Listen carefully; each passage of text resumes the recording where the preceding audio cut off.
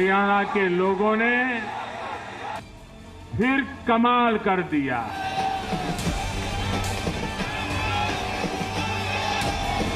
हरियाणा में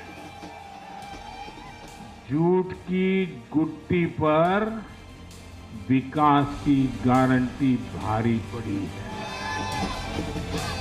खूब प्रयास किया था कि गठबंधन हो जाए हरियाणा में, पर अति आत्मविश्वास से भरी कांग्रेस को ये उचित नहीं लगा। कांग्रेस को लगता था कि बस हम अपने ताकत पर, अपने बलबूते पर जीतेंगे तो सत्ता में और कोई भागीदार नहीं चाहिए। हरियाणा में बीजेपी की जीत का जश्न शांत भी नहीं हुआ था। नतीजों के 24 घंटे के भीतर ही पीएम मोदी का चुनावी रथ महाराष्ट्र की तरफ कूच कर गया। आज पीएम मोदी ने पहले हरियाणा की जीत के नायक सीएम नायब सैनी से मुलाकात की और फिर महाराष्ट्र को वर्चुअली 7,600 करोड़ की विकास परियोजनाओं की सौगात दी। महाराष्ट्र में जल्द चुनाव के ऐलान होने वाले हैं। लोकसभा चुनाव के बाद बीजेपी बैकफुट पर नजर आ रही थी, लेकिन हरियाणा के नतीजों ने बीजेपी का जोश हाई कर दिया। खुद पीएम मोदी ने महाराष्ट्र की जनता को संबोधित करते हुए एक रहेंगे तो नेक रहेंगे नारे को नई धार दी। कांग्रेस की नीति है हिंदुओं की एक जाति को दूसरी जाति से लड़ाओ। कांग्रेस जानती है कि जितना हिंदू बटेगा उतना ही उसका फायदा होगा।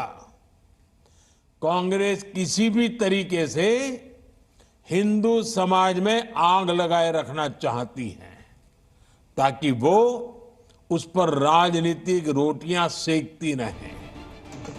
हिंदुत्व का जो सियासी रथ हरियाणा में दौड़ा, उसी पर सवार होकर बीजेपी महाराष्ट्र में भी एमवीए को पटखनी देने की तैयारी में है। हरियाणा में शानदार प्रदर्शन से सहयोगियों में भी बीजेपी को लेकर भरोसा बढ़ा है, तो वहीं कांग्रेस को इंडिया गठबंधन के सहयोगी कटघरे में खड़ा कर रहे हैं। हरियाणा में इंडिया गठबंधन नहीं बन पाया क्योंकि वहां कांग्रेस को लगता था कि बस हम अपने ताकत पर, अपने बलबूते पर जीतेंगे तो सत्ता में और कोई भागीदार नहीं चाहिए। तो हमारे जो मित्र है हुड्डा जी या कांग्रेस के नेता है, उनको लगा कि हम ही जीतेंगे। मैं मानता हूं कि भारतीय जनता पार्टी ने जो चुनाव लड़ा है वो बहुत ही बेहतरीन तरीके से लड़ा है। हारी हुई बाजी बीजेपी ने जीत ली, ये मान्य करना पड़ेगा। हरियाणा में मैं मानती हूँ कि सही में आत्मचिंतन करने का विषय है कि एक जीती हुई बाजी हारे हैं तो क्या कारण रहे होंगे, क्यों रहे होंगे, किस वजह से रहे होंगे और क्यों ऐसा है। जैसे हमने मध्य प्रदेश में भी देखा है, हम हरियाणा में भी देख रहे हैं कि क्यों ऐसा है। जब कहीं ना कहीं एक डायरेक्ट फाइट आती है, चुनौती आती है, तो भारतीय जनता पार्टी उसमें विजयी साबित होती है।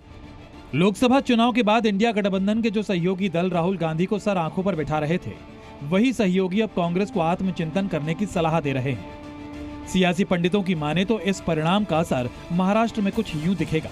एमवीए की सीटों के बंटवारे में कांग्रेस की ठसक कम होगी। राहुल गांधी के जाति और संविधान के मुद्दे पर जनता ने मुहर नहीं लगाई।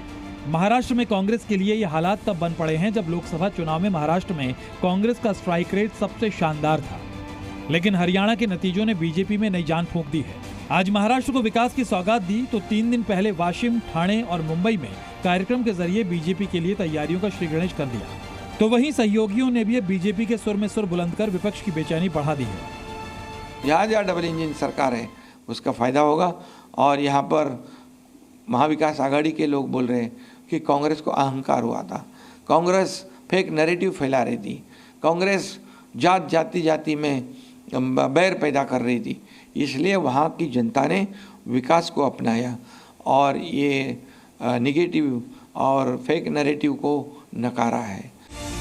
कहां तो कांग्रेस एग्जिट पोल के परिणामों के बाद महाराष्ट्र, झारखंड और दिल्ली की बारी का नारा बुलंद कर रही थी, लेकिन अब आप कांग्रेस को आंख दिखा रही है और दिल्ली में कांग्रेस को 1 इंच सियासी जमीन देने को भी राजी नहीं है।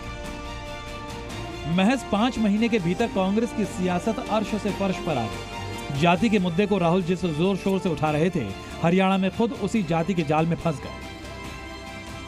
अब महाराष्ट्र में कांग्रेस को नए सिरे से अपनी रणनीति गढ़नी होगी, वो भी तब जब सहयोगियों के सवाल भी हैं और बीजेपी का नॉन स्टॉप वार भी। ब्यूरो रिपोर्ट, जी मीडिया।